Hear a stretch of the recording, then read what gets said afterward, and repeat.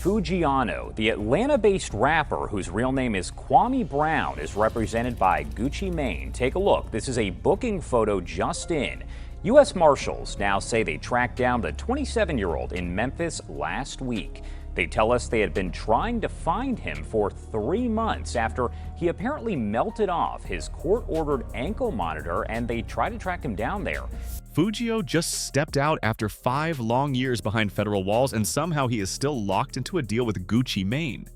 Think about that for a second. The man lost half a decade while the whole music scene flipped upside down. Back in 2021, everything changed fast. New artists took over, trends shifted, and streaming numbers kept moving like he was never there.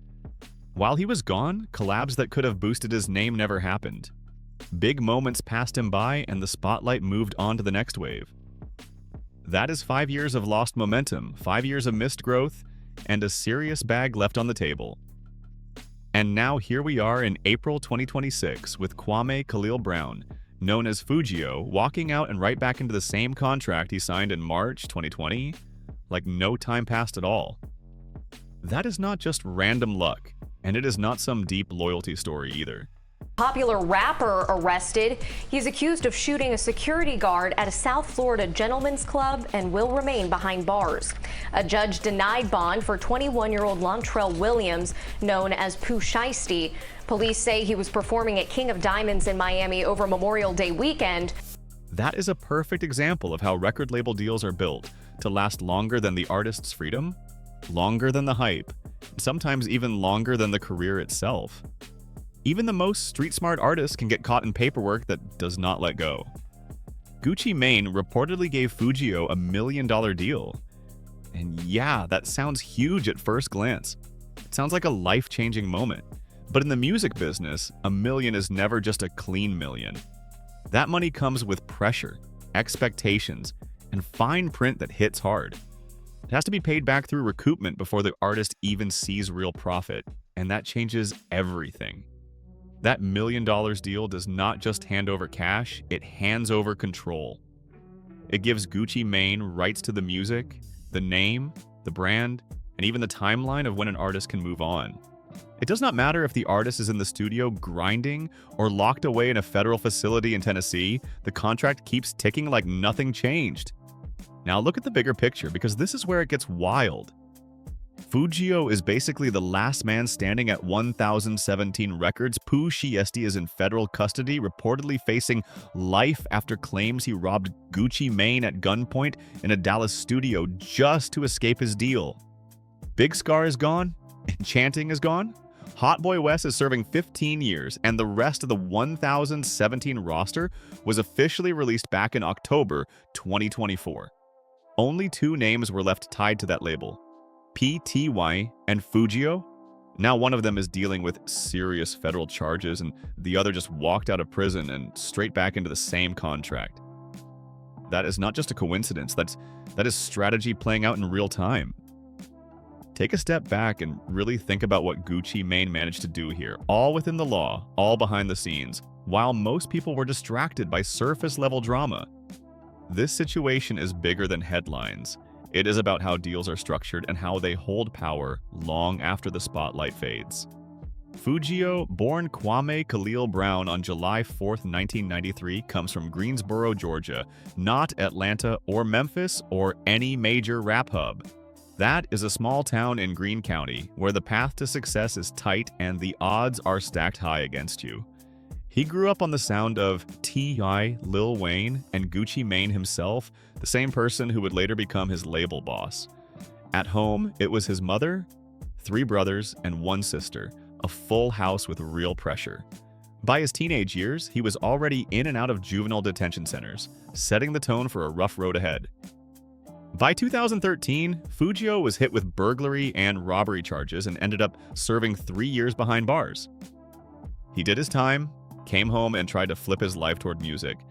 But that history matters more than people realize. It sets the tone for everything that came next and shows the kind of pressure he was moving under. When he eventually signed to 1017, this was not a situation where he had options lined up or leverage to play with.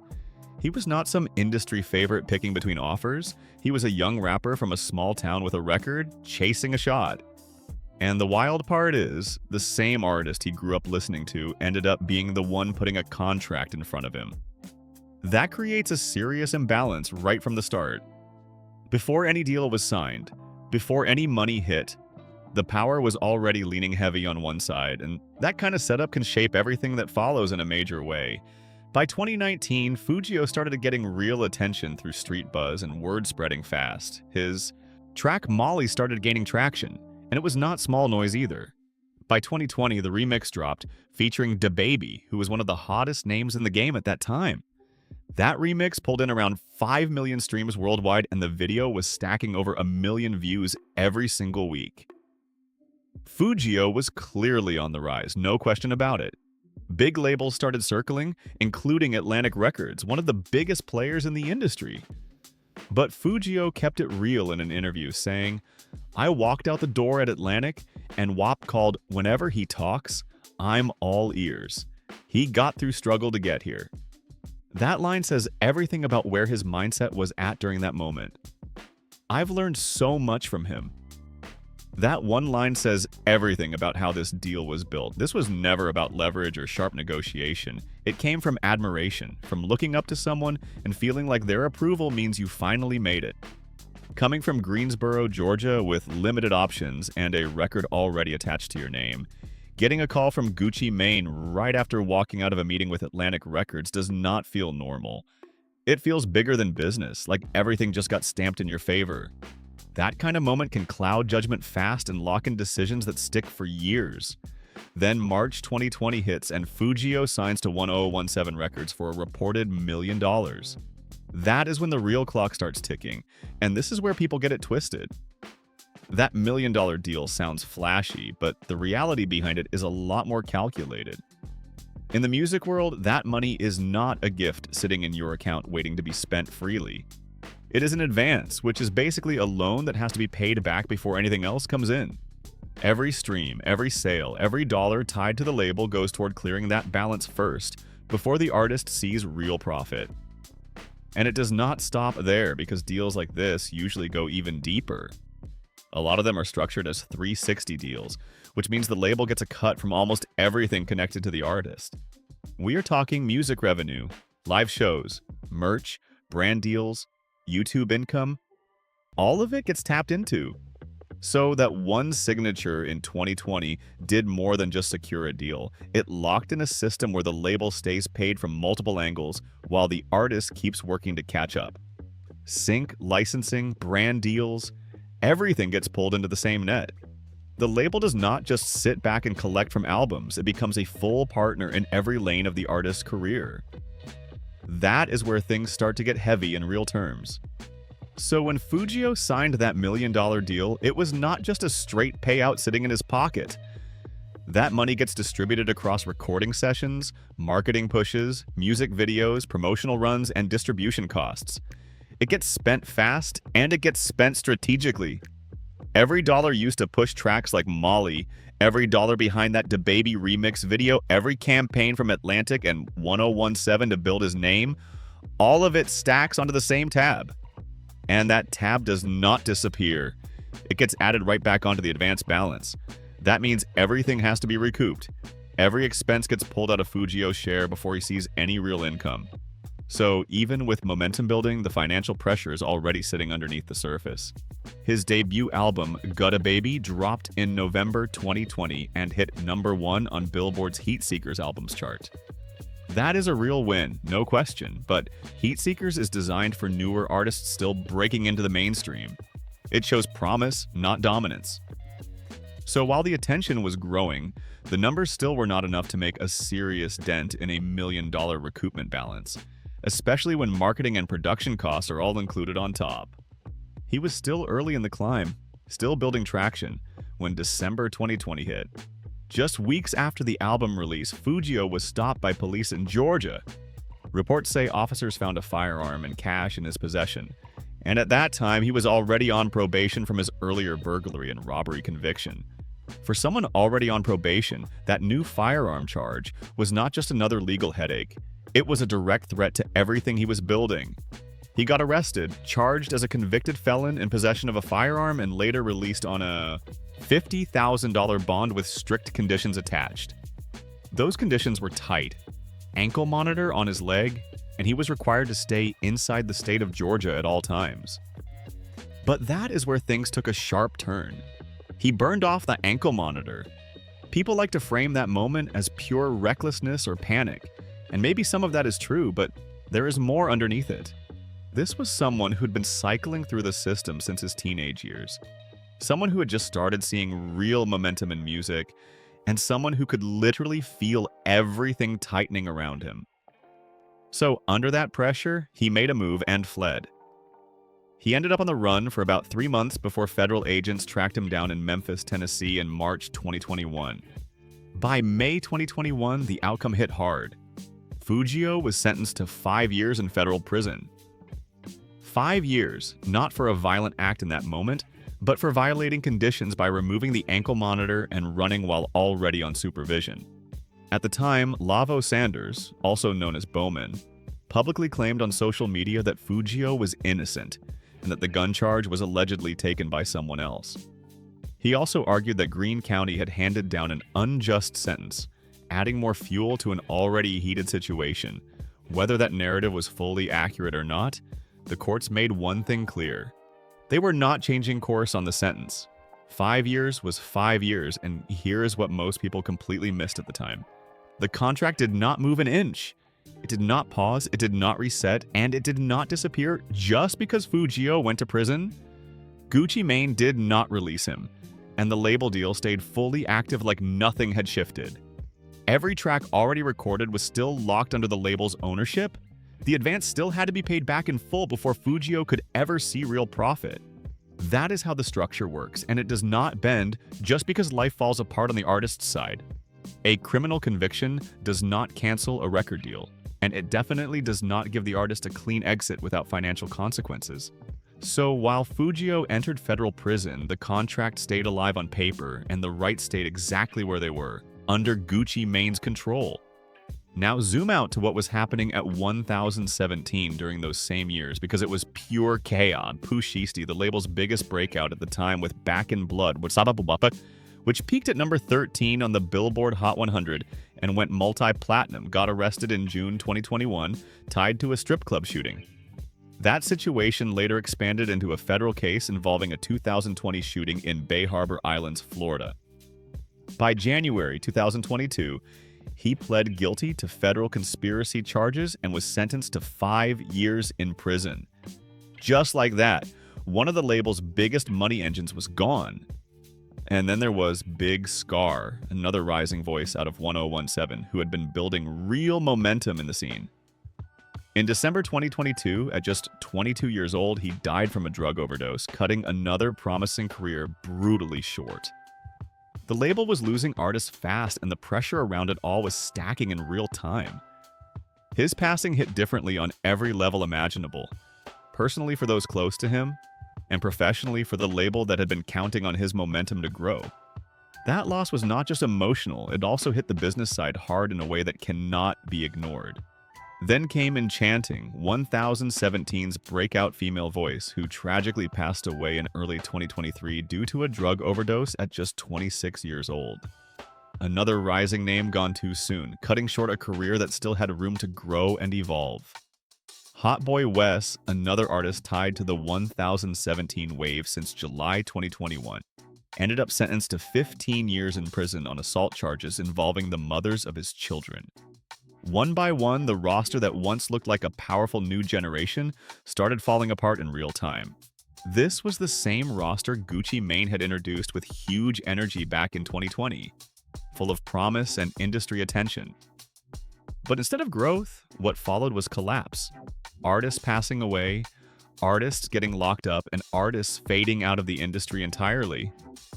By October 2024, Gucci Mane appeared in a video from inside his car, speaking directly to the camera like he was addressing a business update.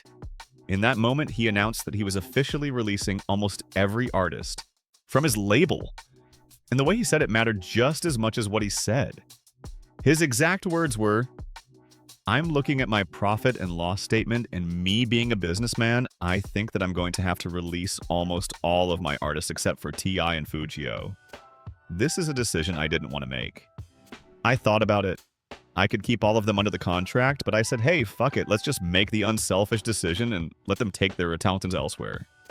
The framing is important here. He described it as an unselfish decision, almost like a favor to the artist rather than a business correction. But when you look closely, the pattern is obvious. He kept the two artists with the strongest commercial performance and clearest financial upside. He kept the two artists who still had time left on their deals.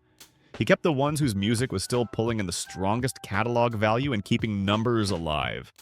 T.I. had a single that went 5 times platinum, and Foogiano had a gold record with Molly. Meanwhile, the rest of the roster never fully broke through in the same commercial way. This was not generosity dressed up for the public. This was a straight-up P&L decision wrapped in soft language to make it sound cleaner than it really was. The artists who were profitable stayed on the books, and the ones who were not got released because they no longer made financial sense to keep around. And here is the part that really changes the tone of everything. Both artists he kept were locked up at the time. Think about that for a second. At the moment of the October 2024 announcement, Gucci Mane's entire active roster was made up of 2 artists sitting in prison cells.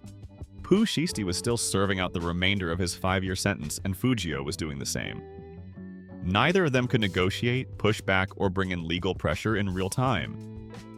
They were physically removed from the industry while the contract stayed fully active on paper.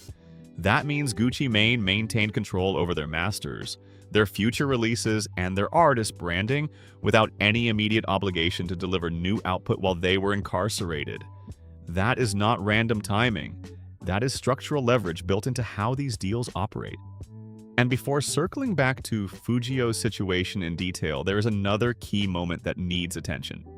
Early 2020, involving T.I., shows just how intense and suffocating the internal pressure inside these 1017 contracts can become when artists feel like they have no real way out. P.T.I. was eventually released from prison in October 2025 after serving a little over 3 years of his 5-year sentence.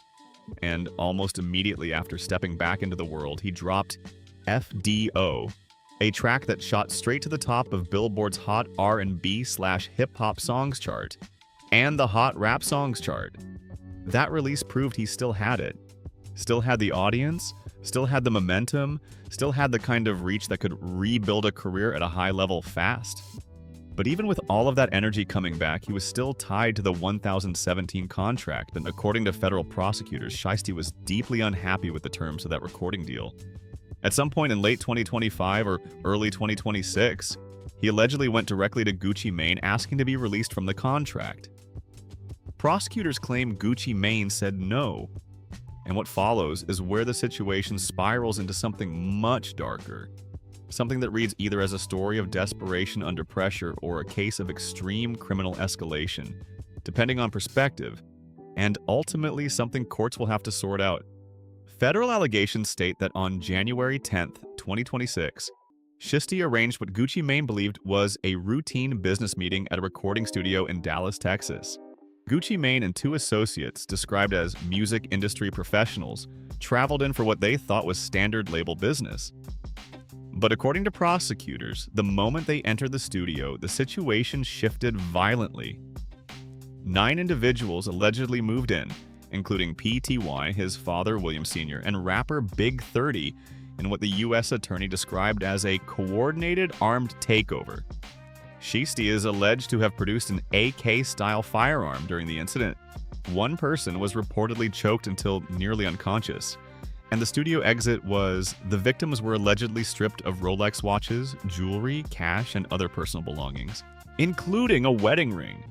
And according to prosecutors, Gucci Mane was then forced at gunpoint to sign documents that released P.T.Y. from his contract. In an even more shocking detail, one of the co-defendants is said to have recorded the signing on a phone, turning the moment into evidence tied to the entire case. All 9 defendants were federally charged with conspiracy to commit kidnapping, a charge that carries the possibility of life in prison PTY was denied bond, and the judge stated clearly that, based on the credible evidence presented, there was probable cause to believe the defendant committed the alleged violations laid out in the complaint. But PTY's defense attorney, Bradford Cohen, has pushed back aggressively on the prosecution's version of events. He argues that the FBI took roughly 3 months before bringing charges, that the alleged contract was never produced in court filings, that there is no confirmed video evidence of the signing, and that none of the alleged victims were directly interviewed before the complaint was filed. He has described early witness statements as very questionable, and those arguments are now part of the legal record. They matter, and they will be tested as the case moves forward. Still, regardless of how the court ultimately rules, there is something that cannot be ignored in the broader picture. The existence of this conflict alone points directly back to the structure of these contracts. An artist allegedly feeling so locked in, so unable to exit through the normal legal or business channels that the reported response was to orchestrate a high-risk armed confrontation in a recording studio setting. Whether every allegation is proven or not, the core reality remains that the dispute escalated to a point where contract pressure and control became the center of a federal criminal case. That right there is the part that defines the entire situation. Gucci Mane then dropped a diss track called Crash Dummy just 10 days after the arrests were announced, and it was produced by Zetavan, which immediately made it even louder in the culture. The line that took over the internet was simple but sharp. Tell the truth. You went out like a real crash dummy. And after all that, boy, you still signed to me. That one bar turned into a viral moment instantly. Even with everything that allegedly went down in that Dallas studio, the robbery claims, the gunpoint accusations, the contract signing under pressure, Gucci Mane's public position in that record was clear. In his framing, the contract never broke, the deal never ended, and ownership never shifted. He doubled down in the lyrics, reinforcing the idea that no matter what happened during that incident, the business relationship was still intact. And doing it over a Zetavan beat made it feel like a statement aimed straight at the industry. He also brought up comparisons to infamous moments in rap history, referencing Suge Knight-era tactics involving Dr. Dre and Eazy-E, where pressure and fear allegedly played roles in contract disputes. Gucci made it clear in his messaging that unlike Eazy-E, he was not backing down or letting the deal go. In his view, he was holding on to everything: masters, contracts, leverage, and control, and he was not letting that position slip. Then on April 21st, 2026, just 2 weeks after P.T. Wetzelostem's federal arrest and as the entire music world was locked into the fallout of the 1017 controversy, Foogiano walked out of prison. A photo posted by No Jumper showed him smiling, flashing his grills and looking like someone stepping back into freedom after a long stretch behind bars. Producer Spiff posted a selfie with him on Instagram stories, captioned, "No more free food. A blunt, street-style welcome back." His personal photographer also shared a post saying, "Stay free, welcome home." The reaction from fans hit instantly, and social media lit up fast. Comments started flooding in everywhere. "Need some music? ASAP." 4 years later and he's back? Time will tell what version of him returns. The excitement was real, but there was something missing in all that noise. Nobody in those comment sections was really asking the deeper question loud enough. What does he actually come home to? He comes home still signed to 1017 records. He comes home as the last remaining artist tied to a label where the other major act is sitting in a Texas federal facility facing a life sentence. He comes back into a music industry that has fully moved on without him for 4 straight years. He also comes home with the same 2020 advance still sitting in the background, still requiring recoupment before he can see meaningful royalties. That financial structure did not disappear while he was gone. It stayed active the entire time. He returns to a deal built in a room where he never really held the stronger position, signed to a label led by someone he grew up admiring. And that contract stayed untouched, unbroken, and fully active through 5 years where there was zero commercial output from his side. No albums, no features, no verified releases, nothing that moved numbers or fulfilled typical cycle expectations. And in this industry, that silence still counts under contract terms. So while the public sees a homecoming moment, The business side tells a different story, one where ownership, obligations, and time all kept moving forward even while he was locked away. In his October 2024 announcement about cleaning up the roster, Gucci Mane framed keeping Foogiano as a pure business move tied to performance. He pointed to Foogiano's gold single, his debut album charting, and the commercial value he believed the artist still had in the pipeline. What he did not say out loud is just as important. At that exact moment, Foogiano was sitting in federal prison with no active legal team pushing on his behalf, no leverage in the industry, no competing offers on the table, and no real ability to apply public pressure. And that is where the imbalance becomes obvious. Holding an incarcerated artist under contract costs a label very little. There's no studio budget running, no video shoots being funded, no promotional tours being paid for. The machine just pauses on the artist's side while the contract stays fully alive. Then the real shift happens. The label retains the rights, and when the artist eventually returns, they step right back into a system where the company already holds first access to everything new they create. So Gucci Mane did not just sign a $1 million deal with Foogiano back in 2020. What he really secured was the rights to Foogiano's next chapter.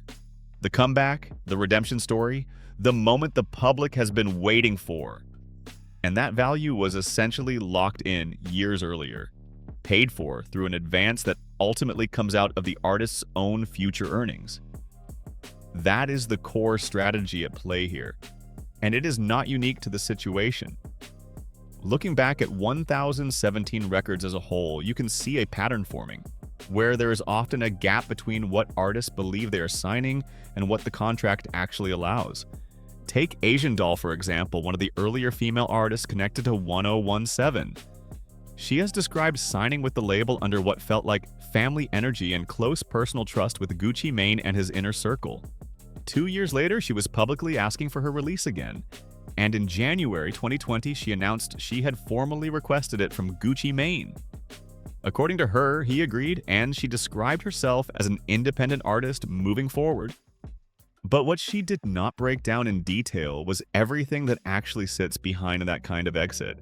The private conversations, the legal adjustments, the business negotiations, and whatever trade-offs were required to make it happen. Leaving a label is never just a simple okay and done moment in the background. And by that point, she had already lost momentum that once felt promising. The buzz she built during her time at 1017 had peaked earlier and was not converting into the kind of commercial numbers that would give her real leverage at the table. Then there were artists like Lil Quill and Young Mal from Atlanta who initially brought strong local excitement when they joined the roster. Over time, they quietly faded out of the label system, often without major announcements or public attention. They were simply no longer active under the same spotlight. Because when artists stop generating revenue, the incentive structure shifts fast. Labels rarely fight to hold on when there is no financial return. But when an artist is making money, that same contract suddenly becomes extremely powerful, and every clause buried in the fine print starts to matter in a big way. Looking at 1017's wider history, going back to its earlier era in 2007, the pattern repeats in different forms. Artists rise, quickly inside Gucci Mane's orbit, gain visibility, and then often struggle to maintain that same level once the initial wave passes, whether inside the contract or after leaving it. Waka Flocka Flame is one of the clearest examples from that early wave. He broke out through Gucci's label structure and became a major Atlanta force, but later their relationship turned publicly strained, showing just how volatile these label dynamics can become, even at the highest levels of success. Rap history shows a pattern that keeps repeating in different forms. Young Thug, one of the most influential artists to come out of the Atlanta trap era, made his biggest defining moves after stepping away from Gucci Mane's direct influence, not while fully inside it. That detail matters when you start mapping how these careers actually evolve as SBI. The pattern around 1017 stays consistent. The label is extremely effective at spotting talent early. Gucci Mane has a real ear for identifying artists before the rest of the industry even notices them. That part is widely respected across the game. But the structure behind the deals tells a different story. The contracts, the fine print, and the way the business is organized often tilt heavily in favor of the label. And most of the artists entering those deals tend to be young, coming from difficult environments, often with criminal records that already limit their leverage and choices. On top of that, many of them grow up idolizing Gucci Mane himself. That admiration can cloud judgment in negotiation settings where business clarity matters most. And while it might not be openly stated, that dynamic is part of the system, not just an occasional coincidence. Foogiano walked out of prison at 32 years old. That means a significant portion of what could have been his peak commercial years with strong label backing and heavy promotional support had already passed him by. And the industry he returns to in 2026 is not the same one he left in 2020. Streaming algorithms have shifted, playlist gatekeepers have changed priorities, and new artists have taken the spotlight.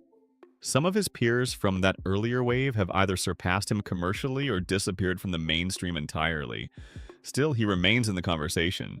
He still has a voice, and in hip-hop, a comeback is never fully off the table, especially when real-life experience and time away add weight to the story. What an artist raps about can carry more weight than any marketing campaign ever built. It can move culture, shift attention, and turn real-life experience into momentum, but only if the system around it actually supports the release. That means creative freedom, real promotional backing, and a true working partnership with the label structure. And in this case, that label is Gucci Mane. The same Gucci Mane who was recently pulled into national headlines tied to allegations that one of his own signed artists tried to rob him at gunpoint.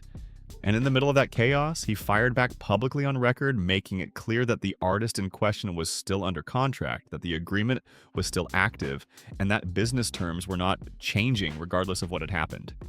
That same message showed up again in his Crash Dummy record, where he compared himself to Birdman, a direct reference to Cash Money Records CEO, whose long and public legal disputes with Lil Wayne over contract control became one of the most well-known label conflicts in modern rap history. Whether people agree with it or not, Gucci Mane is signaling exactly how he sees these deals. He is making it clear that, in his view, contracts remain in force even through extreme circumstances, and that the paperwork does not simply disappear under pressure or conflict. So now Foogiano is positioned inside that same system. Still signed, still under contract, while the label's most prominent other artist is in federal custody, and the entire industry is watching closely to see what direction everything moves in next. With fans already locked in and waiting for a full comeback, Foogiano steps back into a situation that is far more complicated than celebration. The contract he signed years ago has already consumed 5 of his prime years, and now it still demands more output, more recoupment, and more of his future earnings before he ever sees real profit from his own music. And that is where the irony hits hardest in this entire story. He walked out of prison into freedom, but in reality, he walked straight back into something that functions like another form of confinement in this industry. A recording contract built by someone with full leverage, full legal protection, and full control, signed by an artist who once had admiration, hunger, and very little negotiating power. So now the question isn't just about a comeback, it's about what freedom actually looks like when every move is still tied to a deal written years before the moment even arrived. If you made it this far, subscribe, share, and drop a comment with your thoughts on this situation. Because this is one of those stories that forces people to rethink how the music industry really works.